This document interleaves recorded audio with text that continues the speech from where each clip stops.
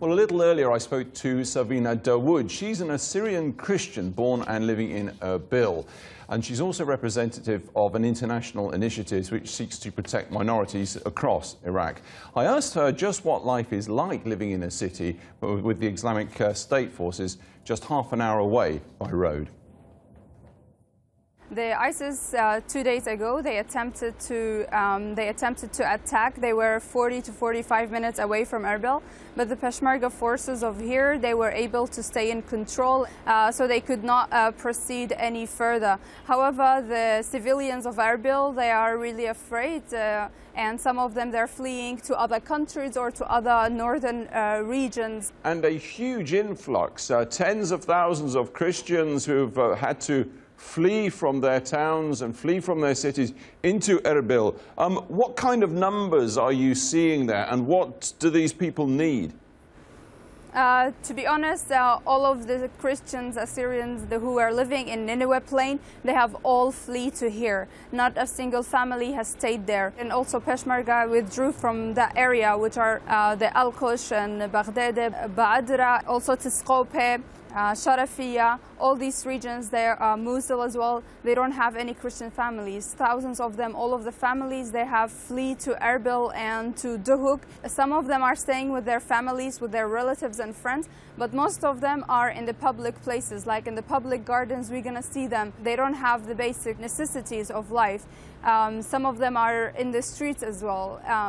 And now in Ankawa, in Irbil, we're trying they're trying to prepare a camp for them where they can all put them in one camp built of tents, but that is not the solution. The humanitarian aid is really appreciated, but it's not the solution, it's not enough. We are demanding the international communities and countries to collaborate and interfere in this in order to provide a safe haven for us here. It's protected internationally. This is not a solution to provide humanitarian aid for them and to build tents for them. That's not a solution for a human being in 2014. Savina, let me ask you another question about a completely different humanitarian situation, that involving the Yazidi people up on the mountains. Yes. Do you have any up-to-date information on what is going on there?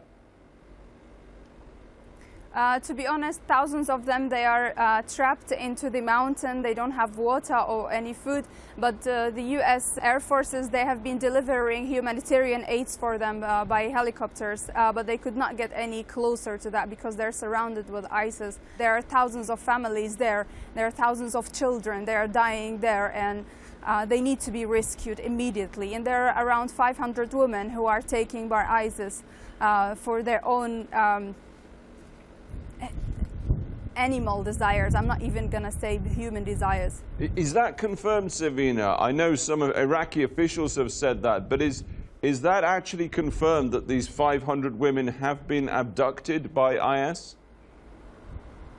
From the resources that we have here, it is confirmed that they were taken, and also there were some interviews on TV with the Yazidi families who have fled to here. They confirmed that some of their wives and daughters, they were taken by ISIS. Savina Dawood speaking to us earlier from Irbil.